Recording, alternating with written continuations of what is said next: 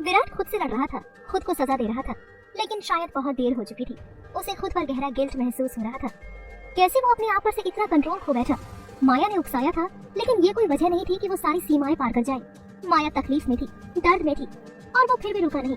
विराट फर्श पर बैठ गया, सिर दोनों हाथों से थामे बड़बड़ाया। नहीं, ऐसा नहीं करना चाहिए था। वो तो बस अपना काम कर रही थी, इसलिए तो उसे लेकर आया था ना मैं। फिर क्यों किया मैंने ऐसा उसके साथ? शिट, मुझे इतना गुस्सा क्यों आता है? क्यों इतनी तकलीफ होती है मुझे जब वो किसी और की बातें करती है? उसके लिए समझ पाना मुश्किल हो रहा था कि उसके भीतर क्या चल रहा है। कुछ देर बाद वो कमरे से बाहर निकला। माया को होश आ चुका था। वो अपने दर्द से टूटे शरीर को कंबल में लपेटे लेती थी। आंखें बंद थी, लेकिन नींद कोसों दूर थी। वो सोने का नाटक कर रही थी। विराट धीरे से आकर उसके पास बैठ गया। उसने कुछ देर तक बस माया का चेहरा देखा। उसे लगा माया सो रही है, इसलिए शायद वो उसकी बातें नहीं सुन पाएगी। विराट टूटी हुई आवाज में बोला, क्यों करती हो तुम ऐसा? क्या सच में तुम्हें पैसों की इतनी भूख है? क्या सच में तुम वैसी हो जैसी दिखती हो? उसने लंबी सांस ली। खैर, आई एम सॉरी, अपने लिमिट क्रॉस करने के लिए। इसके बाद वो एक शब्द भी नहीं कह सका। जो कुछ बाकी था वो उसे गले में ही अटक गया और वो चुपचाप कमरे से बाहर निकल गया। विराट के जाते ही माया की आंखों से आंसू बह निकले। वो धीरे से बुदबुदाई, I am sorry Virat, I am sorry. कुछ दिन बाद विराट की बिजनेस ट्रिप पूरी हो चुकी थी। वो और माया साथ में वापस अपने देश में लौट आए। एयरपोर्ट के बाहर निकलते समय माया ने विराट की तरफ देखा और बोली, ओके देन, मैं चलती हूँ। वो जाने लगी, लेकिन विराट ने हल्के से उसका हाथ रोक लिया। मैं तुम्हें छोड़ देता हूँ। माया ने उसकी ओर देखा और शांत लहजे में कहा, नहीं, मैं खुद चली जाऊंगी, थैंक यू। इसके बाद वो वहाँ से चली गई। विराट बस खड़ा उसे जाता हुआ देखता रहा। वो उसे रोकना चाहता था, लेकिन उसके गले से कोई शब्द नहीं निकल पाए। माया धीरे धीरे दूर होती गई और वो चाहकर भी उसे रोक नहीं पाया। माया ने एक ऑटो रिक्शा लिया और निकल गई। वहीं विराट अपनी गाड़ी में बैठकर सीधा ऑफिस के लिए रवाना हो गया। माया ने रिक्शा सीधे हॉस्पिटल की ओर मुड़वा लिया। उसके पास में कैश से भरे नोट थे। वो नोट जो विराट ने उसे दिए थे, उसकी उम्मीद से 2 गुना। उन नोटों को देखते ही माया के जहन में वो सब कुछ घूम गया जो उसने झेला था। उसे याद आया कि ये पैसा उसने कैसे कमाया था, और उस एहसास ने उसे भीतर तक तोड़ दिया। वो अंदर तक घुट गई, जैसे उसकी आत्मा मर चुकी थी। लेकिन अब ये पैसे उसके पापा के इलाज के लिए जरूरी थे। माया सीधे रिसेप्शन पर गई और सारा पैसा अस्पताल में अपने पापा के नाम पर जमा करवा दिया। अगर उसने ये कदम ना उठाया होता तो शायद आज वो दर दर भटक रही होती, लोगों से भीख मांग रही होती अपने पापा की जान बचाने के लिए। इसके बाद माया सीधे अपने पापा के कमरे में गई। दिनेश बिस्तर पर लेटे खिड़की के बाहर हवा में उड़ते पेड़ों के पत्ते और उड़ते परिंदों को देख रहे थे। वो अपने ख्यालों में खोए हुए थे। माया ने धीरे से कहा, पापा। दिनेश ने तुरंत मुड़कर देखा और माया को सामने पाकर मुस्कुरा दिए। माया को देखकर वो बहुत खुश हुए, लेकिन माया देख रही थी कि वो पहले से भी ज्यादा कमजोर हो चुकी थी। झड़ते बाल, सूखी त्वचा और कमजोर शरीर। अपने पापा की ये हालत देखकर माया का दिल टूट गया। उसे रोना आ रहा था, लेकिन उसने खुद को संभाला। वो जानती थी कि उसके पापा हर रोज मौत के करीब जा रहे थे। वो कोशिश कर रही थी, हर मुमकिन कोशिश, उन्हें ज्यादा से ज्यादा समय तक जिंदा रखने की। लेकिन जिस बीमारी से दिनेश लड़ रहे थे, उसमें अब नहीं तो कुछ वक्त बाद उन्हें जाना ही था। यही सोच माया को हर रोज अंदर से तोड़ देती थी। दिनेश उठने की कोशिश करने लगे। माया फौरन उनके पास पहुंची और उन्हें सहारा देकर बैठा दिया। पापा, संभल के। दिनेश ने धीरे से बोला, अरे मैं ठीक हूँ बेटा, तुम्हारी बिजनेस ट्रिप कैसी रही? सब कुछ ठीक रहा? माया बगल की कुर्सी पर बैठ गई और हल्की मुस्कान के साथ बोली, हाँ पापा, सब कुछ बहुत अच्छा रहा। कुछ टाइम बाद मेरी सैलरी में इंक्रीमेंट भी होगा। आपका इलाज अब यहाँ अच्छे से हो जाएगा, कोई टेंशन लेने की जरूरत नहीं है। माया की बात सुनकर दिनेश एक दर्द भरी मुस्कान के साथ बोला, किसे दिलासा दे रही हो? मैंने तुम्हें पैदा किया है, तुमने मुझे नहीं। मैं अच्छी तरह जानता हूँ कि जो बीमारी मुझे लगी है वो आज नहीं तो कल मेरी जान जरूर ले लेगी। मैं इस बात को लेकर हैरान हूँ कि तुम मुझ पर इतना पैसा क्यों खर्च कर रही हो। इस पैसे से तुम अपनी नई जिंदगी शुरू कर सकती हो बेटा। मेरी जिंदगी तो अब किसी भी दिन खत्म हो सकती है, लेकिन तुम अपनी जिंदगी बना सकती हो। इस पैसे को अपने लिए बचा कर रखो, यूं बेकार मेरे इलाज में पानी की तरह मत बहाओ। अपने पापा की बात सुनकर माया उनका हाथ थामते हुए बोली, पापा, आप ये सब क्या कह रही हैं? अगर मेरी जगह आपका कोई बेटा होता, क्या उससे भी आप यही कहते? माना कि मैं एक लड़की हूँ, लेकिन मैं खुद को संभाल सकती हूँ, और जहाँ तक आपके इलाज की बात है तो उसके लिए मुझे कुछ भी करना पड़े मैं करूँगी। मैं आपको इतनी आसानी से खुद से दूर नहीं जाने दूंगी। आपको ठीक होना है पापा, आपको ठीक होना ही पड़ेगा। माया की आंखों में एक अजीब सा दर्द उतर आया। दिनेश ने माया के हाथ पर अपना हाथ रखते हुए कहा, आई एम सॉरी बेटा, मैं एक अच्छा बाप नहीं बन सका। जो देखभाल, जो सुरक्षा, जो खुशियाँ मैं तुम्हें दे सकता था, तुम्हारी शादी, एक बेहतर जिंदगी, वो सब मैं तुम्हें नहीं दे पाया। ये कम वक्त बीमारी भी तब आई जब मेरी बेटी की जिंदगी में नई शुरुआत की उम्मीद जागी थी। पहले वो शादी, फिर तलाक, और अब मेरी बीमारी। मुझे माफ कर दो बेटा प्लीज। माया ने अपने पापा को गले से लगाते हुए कहा, पापा प्लीज चुप हो जाइए, मुझे ये सब बातें नहीं सुनी। आप पहले अच्छे से ठीक हो जाइए, फिर आराम से मेरे लिए कोई अच्छा लड़का ढूंढकर मेरी शादी करवा दीजिए, मुझे कोई प्रॉब्लम नहीं है, लेकिन पहले आप ठीक हो जाइए। ये सब मैं सिर्फ आपकी जान बचाने के लिए कर रही हूँ। आपके अलावा मेरा इस दुनिया में कोई नहीं है, मैं आपको खोना नहीं चाहती। ये कहते कहते माया की आंखें भर आई। दिनेश की आंखें भी नम हो गई थी। उधर विराट अपनी घड़ी की ओर बार बार देख रहा था। रात के करीब 9 बज चुके थे, लेकिन अब तक माया बंगले पर नहीं पहुंची थी। वो बेचैनी में इधर उधर टहल रहा था, समझ नहीं पा रहा था कि इतनी देर क्यों हो गई। वो बालकनी से दरवाजे की ओर देखता और फिर घड़ी में बड़बड़ाता रहा। आज पूरा 1 घंटा लेट है, 8 बजे तक तो आ जाती थी, 9 बज गए, अब तक आई क्यों नहीं। विराट को अजीब बेचैनी होने लगी थी। कुछ ही दिनों में उसे माया की आदत हो गई थी। उसका ना आना उसे अंदर से बेचैन कर रहा था। कहीं उसने अपना इरादा बदल तो नहीं लिया। वो सोचता है, नहीं, शायद ट्रैफिक में फंस गई होगी। क्या मुझे कॉल करना चाहिए? नहीं, मैं कॉल नहीं करूंगा, वरना वो क्या सोचेगी कि मैं 1 घंटे की देरी पर ही बेकाबू हो गया। नहीं, वो आ जाएगी। विराट कमरे से निकलकर सीढ़ियों से होते हुए हॉल में पहुंचा। अपने पेट पर हाथ रखकर बोला, भूख लगी है, कुछ बना लेता हूँ। वो किचन में गया और सब्जियां काटने लगा। उन्हें छोंकते हुए बड़बड़ाया, अब ये आटा कहाँ रखा है? किचन में इधर उधर देखते हुए वो बोला, सिर्फ कुछ दिनों तक किचन में कदम नहीं रखा और इस लड़की ने सारी चीजें इधर उधर कर दी, अब कुछ भी नहीं मिल रहा है। आटा कहाँ रख दिया इसने? तभी उसकी नजर ऊपर रखी एक बड़ी कंटेनर पर पड़ी। ओह, ये देखो कहाँ रख दिया। वो उसे उतारने लगा। पूरा ध्यान उसी पर था कि तभी दरवाजे की बेल बज उठी। उसकी नजर दरवाजे की ओर गई और उसी पर कंटेनर उसके हाथ से गिर गया। उधर माया दरवाजे के बाहर खड़ी थी, बार बार अपनी घड़ी देखती रही। ओह गॉड, पूरा 1 घंटा लेट हो गई हूँ। पता नहीं अब तक हिटलर का दिमाग कितना उबल चुका होगा। फिर एक बार बेल बजाई। ये दरवाजा क्यों नहीं खोल रहा? तभी दरवाजा खुला और जैसे ही माया ने सामने देखा, उसकी चीख निकल गई, भूत भूत। उसके सामने एक आदमी खड़ा था जो सिर से पांव तक सफेद आटे में लिपटा हुआ था। वो विराट था, जिसके ऊपर पूरा कंटेनर आटे का गिर चुका था। विराट ने आंखें सिकोड़ते हुए कहा, तुम्हें क्या मैं भूत लग रहा हूँ? चिल्लाना बंद करो। माया कुछ सेकंड चुप रही, फिर पहचानते हुए बोली, ये तुम हो? ये क्या हाल बना रखा है तुमने? और फिर उसकी जोरदार हंसी छूट गई। वो पेट पकड़ पकड़ कर हंसने लगी। विराट गुस्से में दांत पीसने लगा। इस लड़की की इतनी हिम्मत, ये मुझ पर हंस रही है, विराट सिंघानिया पर। माया की हंसी देखकर विराट और भी खिन्न हो गया। उसे गुस्से में देखकर माया ने तुरंत अपनी हंसी रोकी और पूछा, ये क्या हो गया है तुम्हें? विराट ने झुंझलाते हुए कहा। माया की हंसी देखकर विराट और भी खिन्न हो गया। उसे गुस्से में देखकर माया ने तुरंत अपनी हंसी रोकी और पूछा, ये क्या हो गया है तुम्हें? विराट ने झुंझलाते हुए कहा, सब तुम्हारी वजह से हुआ है। तुमने किचन का सारा सामान इधर उधर कर दिया है, आटा ऊपर रख दिया था। मैं उसे उतार रहा था तभी तुम्हारी बेल बजी और कंटेनर मेरे ऊपर गिर गया। माया का फिर से हंसने का मन हुआ, लेकिन विराट की आंखों की नाराजगी देखकर उसने खुद को रोका। वो उसके पास आई और बोली, हिलिए मत, वरना आटा आपकी आंखों में चला जाएगा, मैं साफ कर देती हूँ। माया ने अपने पर्स से रुमाल निकाला और उसके चेहरे से आटा साफ करने लगी। माया के इतने करीब आने से विराट का दिल तेजी से धड़कने लगा। उसकी खुशबू ने विराट को मदहोश कर दिया था। वो बस उसे देखे जा रहा था। दोनों एक दूसरे के बेहद करीब खड़े थे। माया की नजर जब विराट पर पड़ी, जो उसे एकटक देखे जा रहा था, तो वो थोड़ी असहज हो गई। दोनों की आंखें आपस में टकराई और वक्त जैसे थम गया। दोनों की सांसें तेज थी और दूरी ना के बराबर रह गई थी। विराट ने धीरे से माया की कमर पर हाथ रखा और उसे अपने और करीब कर लिया। माया उसके सीने से लग गई। अब उनके चेहरे बेहद करीब थे। विराट का चेहरा धीरे धीरे माया की ओर झुकने लगा। माया की सांसें थम गईं, उसकी आंखें बंद थी। लेकिन ठीक उसी पल विराट को जैसे होश आया, उसने चेहरा पीछे खींच लिया। विराट का दिल कह रहा था कि अभी उसी पर उसे बाहों में भर ले, लेकिन उसने खुद को रोक लिया। वो माया को तकलीफ नहीं देना चाहता था। ये एक नया एहसास था जो वो महसूस कर रहा था। क्या विराट अब अपने बदलते एहसासों को माया के सामने स्वीकार करेगा या एक बार फिर खुद से भागेगा? माया भी विराट की नजदीकियों को स्वीकार कर पाएगी? विराट और माया की ये बढ़ती नजदीकी, क्या ये एक नई शुरुआत है या एक और तूफान से पहले की शांति? जानने के लिए सुनिए इस कहानी का अगला एपिसोड। विराट अपनी भावनाओं पर काबू पाते हुए चुपचाप अपने कमरे की ओर चला गया। माया कुछ पर वहीं खड़ी रही। उसकी आंखों में हैरानी थी।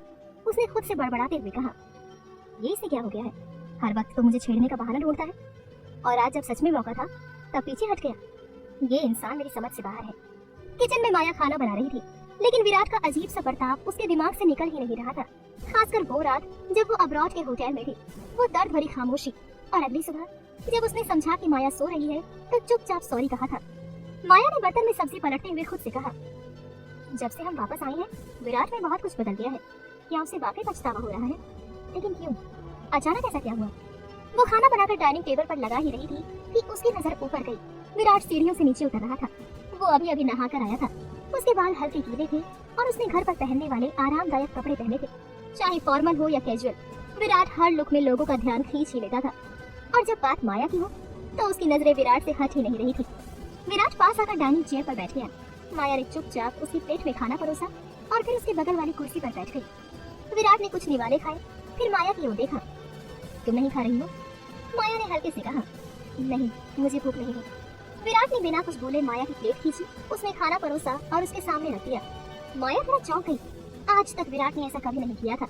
विराट ने कहा, खाओ, वैसे ही इतनी दुबली हो, ठीक से नहीं खाओगी तो एक दिन गायब हो जाओगी, फिर मुझे दिखोगी भी नहीं। माया ने आंखें फैलाकर उसकी तरफ देखा। एक्सक्यूज मी, तुम्हें पता है तुम क्या बोल रहे हो?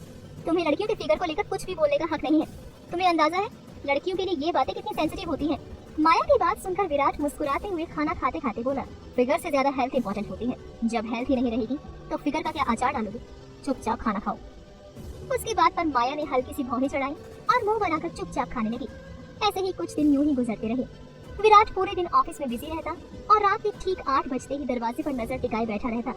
हालांकि उसने कभी माया को ये महसूस नहीं होने दिया कि वो उसका कितनी बेसब्री से इंतजार करता है। माया ने भी विराट में कुछ बदलाव नोटिस किए थे। अब वो पहले जैसा रूखा नहीं रहा था, थोड़ा नरम पड़ चुका था। अब उसके साथ रहना उतना मुश्किल नहीं लगता था। वो जो भी करता था उसमें केयर और ध्यान होता था। भले ही ऊपर से जताता यही था कि वो बस अपना फर्ज निभा रहा है और माया से उसे कोई फर्क नहीं पड़ता। माया रेगुलर अस्पताल जाती रहती थी। उसके पापा के कीमोथेरेपी के लगातार सेशंस हो रहे थे। डॉक्टर अपनी पूरी कोशिश कर रहे थे कि उन्हें ज्यादा से ज्यादा समय तक बचाकर रखा जा सके। इलाज का खर्चा भारी था, लेकिन शुक्र था कि विराट हमेशा वक्त पर माया को पैसे दे दिया करता था, इतने कि उसका काम ठीक ठाक चलता रहे। एक शाम माया जब घर पहुंची तो नौकर ने बताया कि विराट अभी तक ऑफिस से नहीं लौटा है। माया ने जल्दी जल्दी उसके लिए डिनर तैयार किया और फिर डाइनिंग टेबल पर बैठकर उसका इंतजार करने लगी। घड़ी की सुइयां धीरे धीरे आगे बढ़ती रही। 8 से 9, 9 से 10 और फिर 10 से 11 बज गए, लेकिन विराट का कोई अता पता नहीं था। इंतजार करते करते माया वही टेबल पर सिर टिकाकर सो गई। करीब 12 बजे बंगले के बाहर कार की लाइट्स चमकी और विराट की गाड़ी पोर्च में आकर रुकी। वो काफी थका हुआ लग रहा था, चेहरे पर तनाव और सिर दर्द से बोझल चाल। वो अंदर दाखिल हुआ।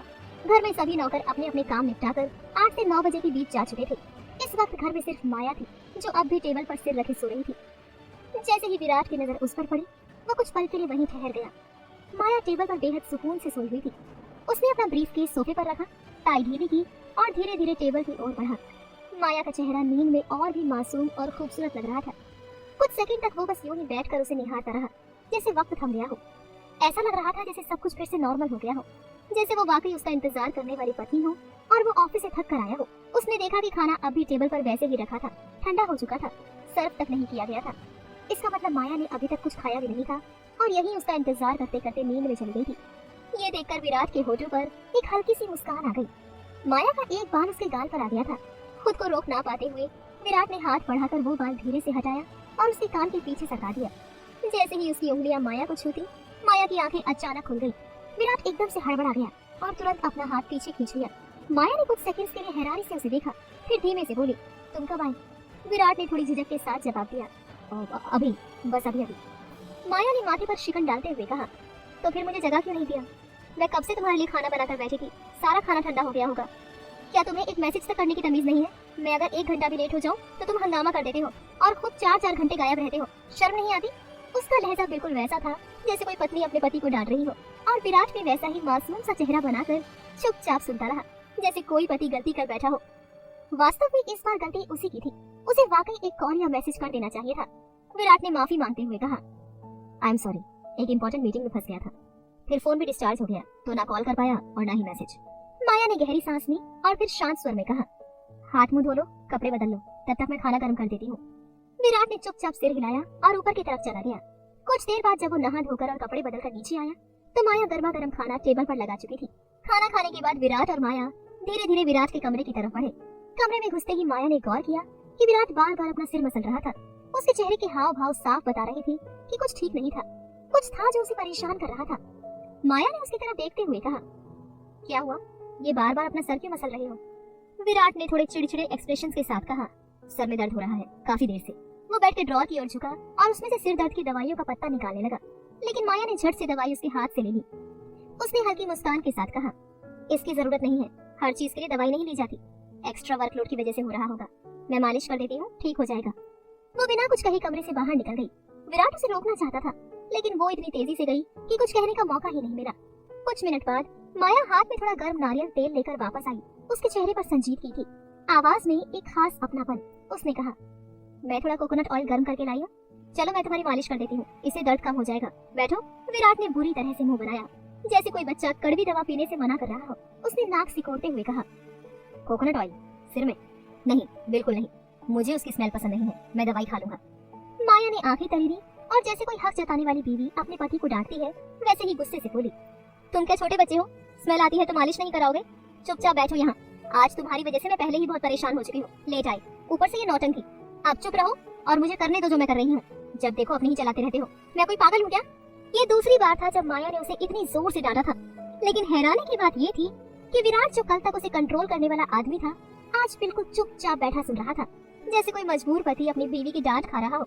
उसने कुछ नहीं कहा, बस जाकर वहाँ बैठ गया जहाँ माया ने कहा था। ये नजारा वाकई कमाल का था। विराट सिंघानिया, जो कभी माया से नफरत करता था, उसे एक बाजारू औरत से ज्यादा कुछ नहीं समझता था, अब उसी के सामने लाचार बैठा था। और माया, वो उसे ऐसे हक से डांट रही थी जैसे वो उसका अपना हो, जैसे वो उसकी बीवी हो। माया ने तेल अपने हाथों में लिया और बेहद नरमी से उसकी मालिश शुरू की। उस स्पर्श में एक सुकून था, एक अपनापन था, जो दोनों के दिलों को किसी अनकही सी डोर से जोड़ रहा था। दोनों ही कुछ नहीं बोले, लेकिन दोनों के अंदर कुछ हलचल जरूर थी। कुछ ही देर में विराट का दर्द जैसे गायब होने लगा, उसकी आंखें भारी होने लगी और वो माया की गोद में सिर रखकर सोने लगा। माया ने धीरे से तेल साइड में रखा, अपने हाथ पोंछे और विराट को धीरे धीरे सहारा देकर बिस्तर तक ले आई। उसने उसे बिस्तर पर लेटाया, कंबल ओढ़ाया और जैसे ही मुड़ी की वापस जाए, विराट ने उसका हाथ थाम लिया। माया पलटी तो देखा कि वो उसे ही देख रहा था। वो कुछ कहती इससे पहले ही विराट ने उसे अपनी बाहों में खींच लिया। माया अचानक उसके ऊपर गिर पड़ी, लेकिन अगले ही पल विराट ने उसे अपने बगल में लिटा लिया, फिर उसका सिर अपने सीने पर रख लिया और आंखें बंद कर ली। काफी देर तक माया उसी तरह लेटी रही, विराट की बाहों में। वो उसका चेहरा निहारती रही। विराट का चेहरा उसकी गर्दन में छुपा हुआ था और एक टांग माया के दोनों पैरों के ऊपर। वो इतने आराम से सो रहा था जैसे वो माया को नहीं, किसी नर्म तकिए को पकड़कर सो गया हो। माया की आंखें हल्की सी भीग गईं। काश ये लम्हा थम जाए, काश ये वक्त उसकी मुट्ठी में आ जाए। वो मन ही मन बुदबुदाई, कैसे बताऊं तुम्हें विराट कि मैं तुमसे कितना प्यार करती हूँ। क्या हम कभी इन अजीब सी दूरियों को पार कर पाएंगे? क्या हम कभी इस रिश्ते को समझ पाएंगे? क्या माया अब विराट के सामने अपने दिल की सच्चाई बताएगी या फिर उसे अनकहा ही छोड़ देगी? विराट जो अब माया के लिए केयर और अपनापन महसूस कर रहा है, क्या वो अपने दिल की भावनाओं को स्वीकार करने के लिए तैयार है? इन दोनों के बीच का ये अजीब सा रिश्ता, क्या ये प्यार में बदलेगा या किसी नए तूफान की आहट है? जानने के लिए सुनिए इस कहानी का अगला एपिसोड।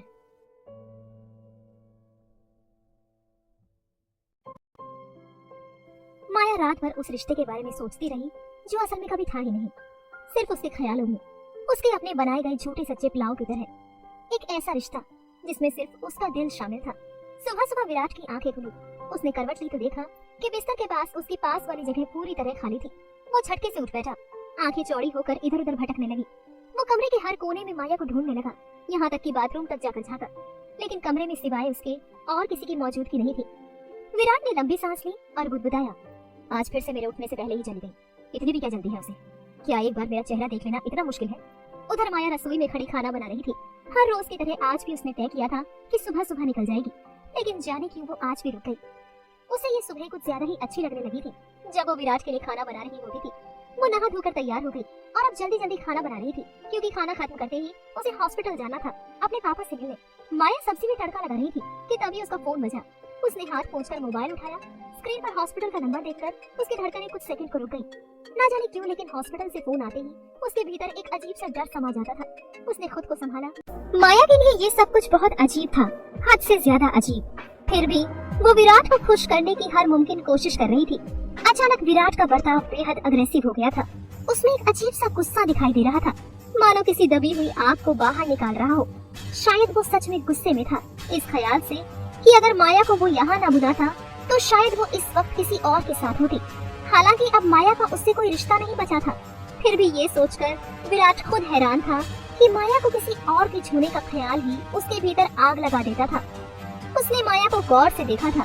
चेहरे से कितनी भोली मासूम लग रही थी, लेकिन हकीकत शायद कुछ और ही थी। वो खुद को रोक नहीं पाया और पूछ बैठा, बहुत एक्सपर्ट लगती हो तुम इन चीजों में।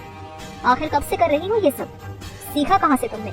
माया ने हल्के से मुस्कुराकर जवाब दिया, क्या फर्क पड़ता है, तुम्हें तो मजा आ रहा है ना, तुम बस एंजॉय करो। माया की ये बात सुनकर विराट का गुस्सा अपनी चरम सीमा पर पहुंच गया था। उसका बर्ताव और ज्यादा अग्रेसिव हो चला था, लेकिन माया चुपचाप सब बर्दाश्त कर रही थी। रात काफी गहरी हो चुकी थी। विराट गहरी नींद में सो रहा था, लेकिन माया की आंखों में नींद नहीं थी, सिर्फ दर्द था। उसकी आंखों से आंसू चुपचाप टपक रहे थे। क्या विराट सच में माया को सिर्फ पैसे से खरीदना चाहता है, या उसके दिल में अब भी कोई अधूरा रिश्ता बाकी है? माया के आंसू उसकी कमजोरी है, या उसी दर्द से वो विराट को तोड़ने की तैयारी कर रही है? क्या एक ही छत के नीचे बिताया ये महीना दोनों की नफरत को और भड़काएगा, या कहीं दबी मोहब्बत जागेगी? जानने के लिए सुनिए इस कहानी का अगला एपिसोड। ऑफिस के कपड़ों में तैयार अपने आंसू को जब्त किए माया कुछ देर तक विराट के सोते चेहरे को देखती रही, और पता नहीं चला कि कब उसकी आंख लग गई। अगली सुबह जब विराट की आंख खुली तो उसने खुद को बिस्तर पर अकेला पाया। माया वहाँ नहीं थी। उसने खुद से पूछा, ये लड़की कहाँ चली गई, वो भी बिना बताए? फिर फौरन खड़ा होकर बाथरूम का दरवाजा खोला, लेकिन माया वहाँ भी नहीं थी। हाँ, बाथरूम गीला था, यानी माया उठने के बाद सबसे पहले शावर ले चुकी थी और फिर यहाँ से चली गई थी। विराट भी शावर लेकर ऑफिस के कपड़ों में तैयार होकर नीचे आया। वह खुद के लिए ब्रेकफास्ट बनाने जा ही रहा था कि तभी एक नौकर उसके पास आकर बोला, सर, आपका ब्रेकफास्ट टेबल पर रेडी है। विराट थोड़ा चौंकते हुए बोला, मेरा ब्रेकफास्ट किसने बनाया? मैंने साफ कहा था कि खाना मैं खुद बनाऊंगा। नौकर ने सिर झुकाते हुए कहा, सर, हमने नहीं बनाया, एक मैडम ने बनाया है, वो सुबह जाने से पहले खाना रेडी करके गई थी। ये सुनकर विराट को तुरंत माया की याद आ गई। उसने गहरी सांस ली और नौकर को इशारे से जाने को कहा, फिर खुद डाइनिंग टेबल की ओर गया। टेबल पर सब कुछ करीने से सजा हुआ था। एक बाउल के नीचे एक छोटी सी चिट्ठी रखी थी। विराट ने वो चिट्ठी निकाली और पढ़ी, आज से मैं हर शाम 8 बजे आपके बंगले पर आ जाऊंगी और सुबह होते ही निकल जाऊंगी। पहला दिन बीत चुका है, 29 days left. Thank you for the check. चिट्ठी पढ़ते ही विराट की मुट्ठी कस गई थी। उसने वो कागज अपने हाथ में मसल डाला और फिर चुपचाप खाना खाकर ऑफिस निकल गया। ऑफिस में बैठा हुआ विराट किसी गहरी सोच में खोया था। उसके हाथ में एक पेन था जिसे वो अपनी उंगलियों के बीच घुमा रहा था, लेकिन उसका ध्यान कहीं और था। दरवाजे पर 3 बार खटखटाने की आवाज आई, लेकिन वो तब भी अपने ख्यालों में डूबा रहा। जब चौथी बार दस्तक हुई तो वो चौंक कर होश में आया और दरवाजे की ओर देखा। उसका असिस्टेंट दरवाजे पर खड़ा था। विराट ने उसे अंदर आने का इशारा किया। असिस्टेंट भीतर आया और बोला, सर, आज रात को आपको नए प्रोजेक्ट के लिए आउट ऑफ कंट्री निकलना है, क्या टिकट कंफर्म करवा दूं? तभी विराट को याद आया कि आज उसे एक इम्पोर्टेंट प्रोजेक्ट के सिलसिले में 4-5 दिन के लिए विदेश जाना था। विराट ने जवाब दिया, 2 टिकट कंफर्म करवा दो। 2 टिकट सुनकर असिस्टेंट थोड़ी देर के लिए ठिठक गया। सर, आपके साथ कौन जा रहा है? विराट ने उसकी आंखों में देखते हुए कहा, ये सब जानने की जरूरत नहीं है तुम्हें, जितना कहा है उतना करो, डिटेल्स मैं भेज दूंगा। असिस्टेंट चुपचाप सर हिलाकर बाहर चला गया। विराट ने अपना फोन उठाया और माया का नंबर डायल किया। उधर माया अस्पताल में अपने पापा के साथ बैठी हुई थी। दिनेश अब थोड़े ठीक लग रहे थे और सूप पीते हुए माया के साथ हंसी मजाक कर रहे थे। अपने पापा की हंसती हुई आंखों को देखकर माया की सारी तकलीफ जैसी कहीं छुप गई थी। ये मुस्कान उसकी दुनिया थी और इसके लिए वो हर दर्द सहने को तैयार थी। तभी उसका फोन बज उठा। उसने स्क्रीन पर देखा, अननोन नंबर था। माया ने कहा, पापा 1 मिनट, फोन अटेंड कर लो। दिनेश ने मुस्कुराते हुए सिर हिलाया। माया ने थोड़ी दूर जाकर फोन उठाया। हेलो। सामने से गहरी आवाज आई, आज रात हम 4-5 दिन के लिए आउट ऑफ कंट्री जा रहे हैं, तैयार रहना। विराट की आवाज और उसका अचानक दिया गया ये ऑर्डर सुनकर माया सन्न रह गई। क्या? आउट ऑफ कंट्री 4-5 दिन के लिए? ये क्या कह रही हो तुम? विराट की आवाज थोड़ी और कड़क हो गई। तुम्हें सवाल पूछने का हक नहीं है। मैंने कहा ना, बिजनेस प्रोजेक्ट में मुझे बाहर जाना है और तुम मेरे साथ चल रही हो। माया ने साफ इनकार किया। देखो, ऐसी कोई बात तय नहीं हुई थी। मैंने साफ कहा था कि हम सिर्फ रात को मिल सकते हैं, दिन में नहीं। मेरी भी अपनी पर्सनल लाइफ है, मैं हर वक्त तुम्हारे साथ नहीं रह सकती। इतना कहकर माया ने कॉल कट कर दिया और विराट गुस्से में बौखलाता हुआ बोला, तुम्हारी ये जुर्रत, अब तुम देखो मैं क्या करता हूँ। मुझे बहुत अच्छी तरह पता है कि तुम कैसे मेरी बात मानोगी। माया ने जैसे ही कॉल काटा और दिनेश के पास आकर बैठी, तभी फिर से विराट का फोन आया। वो बेमन से कॉल रिसीव करती है। दूसरी तरफ से विराट की आवाज आई, अब तुम्हें सिर्फ रात ही नहीं, दिन की भी कीमत मिलेगी, वो भी दोगुनी। सोच लो अच्छे से। डबल अमाउंट सुनकर माया की आंखें हैरानी से फैल गई। ये ऑफर सुनते ही वो सोच में पड़ गई। उसकी नजर अपने पिता पर गई जो चुपचाप सूप पी रहे थे। इलाज में जितना पैसा लग रहा था वो हर कोशिश के बावजूद कम पड़ रहा था। उसे जल्दी से जल्दी ज्यादा पैसे कमाने थे। कुछ पल सोचने के बाद माया ने गहरी सांस ली और कहा, ठीक है, मैं तैयार हूँ। माया को विराट की बातों से झुंझलाहट हो रही थी। ये सही था कि पैसे कमाने का ये एक बड़ा मौका था, लेकिन वो अपने पिता को ऐसे हाल में छोड़कर नहीं जाना चाहती थी। वो उनके पास आकर चुपचाप बैठ गई। उसके चेहरे पर उदासी साफ झलक रही थी, जिसे दिनेश ने महसूस कर लिया। दिनेश ने पूछा, क्या हुआ बेटा, इतनी उदास क्यों हो, किसका फोन था? माया ने थोड़ी झिझक के साथ जवाब दिया, पापा, दरअसल जिस कंपनी में मैं काम करती हूँ उन्होंने एक जरूरी प्रोजेक्ट के लिए मुझे कुछ दिनों के लिए बाहर भेजा है, देश के बाहर। मेरा मन नहीं है, लेकिन जाना पड़ेगा। दिनेश मुस्कुराई और माया के सिर पर हाथ रखते हुए बोले, इसमें उदासी की क्या बात है, ये तो अच्छा मौका है तुम्हारे लिए, काम के लिए जाना तो पड़ता ही है। माया के चेहरे पर एक हल्की सी उदासी भरी मुस्कान आ गई। शाम को वो अपना छोटा सा बैग लेकर विराट के बंगले पर पहुंची। उसने बैग में कुछ कपड़े, मेकअप और जरूरी सामान रख लिया था। बंगले में दाखिल होते ही उसने देखा कि विराट पहले से पूरी तरह तैयार बैठा था। एक पैर दूसरे पर रखा हुआ था, एक हाथ सोफे की बैक पर और दूसरे हाथ में फोन। माया ने हल्के से गला साफ किया ताकि उसका ध्यान खींच सके। आवाज सुनकर विराट ने फोन से नजर हटाकर उसे देखा। विराट उसके पास आकर मुस्कुराया और बोला, अच्छा किया तुमने, समझदारी दिखाई, पैसों के लिए अपनी शर्त भी तोड़ दी। पैसा वाकई सब कुछ करवा सकता है, खास कर तुम जैसी लड़कियों से। अब चलो, देर हो रही है। विराट माया के पास से निकलकर बाहर चला गया। उसकी बातें माया को भीतर तक चुभी, लेकिन वो उन्हें नजरअंदाज करने की कोशिश करती रही। वो जानती थी कि इस वक्त उसके पास दो ही रास्ते थे, या तो अपने आत्मसम्मान को बचाए रखती और पिता का इलाज अधूरा छोड़ देती, या फिर सब कुछ सहकर अपने पापा को बचा लेती। उसने दूसरा रास्ता चुना था। माया चुपचाप जाकर गाड़ी में बैठ गई। विराट ने ड्राइवर को एयरपोर्ट चलने का इशारा किया। एयरपोर्ट पर सारी फॉर्मेलिटी पूरी करके वो फ्लाइट में सवार हुए। माया पहली बार प्लेन में बैठ रही थी। उसकी आंखें हर चीज को गौर से देख रही थी। विराट ने उसे घूरते देखा तो ताना मारा, क्या पहली बार आई हो फ्लाइट में, ऐसे देख रही हो जैसे कोई स्पेसशिप हो। कहकर वो बिजनेस क्लास की ओर बढ़ गया। वहाँ एयर होस्टेस और पायलट ने विराट को वेलकम किया, लेकिन उसने एटीट्यूड से बस सिर हिलाया और आगे बढ़ गया। माया थोड़ी हिचकिचाहट के साथ उसके पीछे चली। तभी हील्स में उसका पैर फिसला और गिरने से पहले पायलट ने उसे थाम लिया। मैडम, थोड़ा ध्यान से, पायलट ने विनम्रता से कहा। वो माया को देखकर थोड़ी देर ठिठका। वो सच में बेहद खूबसूरत लग रही थी। तभी विराट तेजी से आया और माया को झपटते हुए पायलट से दूर कर दिया। पायलट ने तुरंत सिर झुका लिया। विराट गुस्से से उसे घूरता रहा और माया को खींचते हुए अंदर ले गया। अंदर पहुंचकर उसने माया की थोड़ी कस कर पकड़ी। अपनी खूबसूरती के जलवे यहाँ मत दिखाना, याद है ना, तुम इस 1 महीने के लिए सिर्फ मेरी हो। वैसे तुम्हारी जैसी हरकतें हैं, सच बताओ कितनों के साथ रह चुकी हो तुम? माया ने आंखें घुमाई और हल्के तंज के साथ बोली, तो तुम्हें भी लगता है कि मैं खूबसूरत हूँ? वैसे तुम्हारे सवाल का जवाब नहीं है मेरे पास, क्योंकि मुझे याद ही नहीं कि अब तक कितने आए और गए। विराट ने चिढ़ते हुए माया की कलाई और मजबूती से पकड़ ली।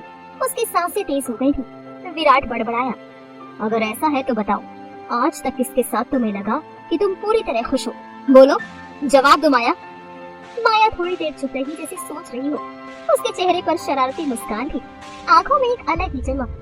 वो धीरे से विराट के करीब आई, उसकी कॉलर थामकर धीमे स्वर में बोली, कह पाना मुश्किल है, लेकिन तुम्हारा नाम टॉप लिस्ट में जरूर है, मिस्टर विराट सिंघानिया।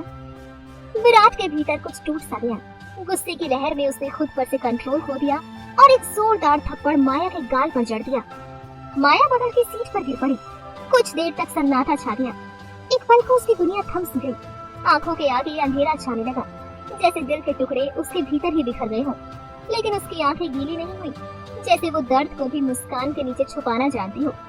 वो चेहरा उठाकर होठों पर एक तीखी मुस्कान के साथ बोली, क्या हुआ, इतने गुस्से में क्यों लग रहे हो? आखिर एक कॉल गर्ल की जिंदगी को लेकर इतनी संजीदगी क्यों दिखा रही हो? हम अब पति पत्नी नहीं है, याद है ना? डिवोर्स तुमने ही तो दिया था। विराट उसका ये लहजा बर्दाश्त नहीं कर सका। झुककर उसने माया के बालों को कसकर पकड़ लिया और जहर उगलते हुए बोला, अगर मुझे पता होता कि तुम ऐसी औरत हो तो दादाजी के जबरदस्ती करने पर भी, पूरी दुनिया के कहने पर भी मैं तुमसे शादी नहीं करता। You are totally a. माया ने बात पूरी होने से पहले ही उसकी आंखों में झांका, लेकिन उसके शब्दों की चुभन भीतर तक उतर चुकी थी। वो गहरी सांस लेकर मुस्कुराई, जैसे दिल फटते हुए भी आवाज ना निकल रही हो। शर्मिंदगी, शर्मिंदगी सिर्फ मुझसे शादी करने पर हो रही है विराट, लेकिन हर रात मेरे पास लौटने में भी कोई शर्म नहीं हुई। सच कहूं, तुम मर्द लोग चाहते क्या हो? एक तरफ हर जगह मुंह मारना तुम्हारा हक होता है और दूसरी तरफ अपनी बीवी के लिए तुम्हें देवी चाहिए। उसकी आवाज अब कांप रही थी लेकिन वो रुकी नहीं। तुम जैसे ही मर्द औरतों को इस धंधे में धकेलते हो क्योंकि तुम्हारी भूख किसी एक से मिटती ही नहीं। विराट ने झुंझलाकर उसके बाल छोड़ दिए और उसे वापस सीट पर धकेल दिया। खुद खड़ा हो गया जैसे वहां से भाग जाना चाहता हो। सच कहूं, उसने दांत भींचते हुए कहा, अब तो मुझे तुमसे घिन आने लगी है। वो पलटा और जाने लगा। माया धीरे से खड़ी हुई। आंखों में अब आंसू नहीं थे, सिर्फ एक सुलगता हुआ सवाल था। घिन आ रही है, फिर भी अपने साथ लेकर घूम रहे हो क्यों विराट? विराट रुक गया। उसकी पीठ अब भी माया की तरफ थी। उसकी मुट्ठियां बंध चुकी थी, जबड़े सख्त हो चुके थे। उसे कोई जवाब नहीं सूझा, शायद इसलिए क्योंकि जवाब उसके पास था ही नहीं। माया जैसी लड़कियां उसके लिए कतार में खड़ी हो सकती थी, फिर भी वो उसी के पास लौटता था बार बार। क्या वाकई विराट अब भी माया से नफरत करता है या उसकी नजरों में कोई छुपा प्यार है? क्या माया का सब कुछ सहना सिर्फ मजबूरी है या वो विराट को आईना दिखाने की सही घड़ी का इंतजार कर रही है? क्या विदेश की इस ट्रिप पर दोनों के बीच सब खत्म होगा या कोई चौंकाने वाला मोड़ आने वाला है? जानने के लिए सुनिए इस कहानी का अगला एपिसोड।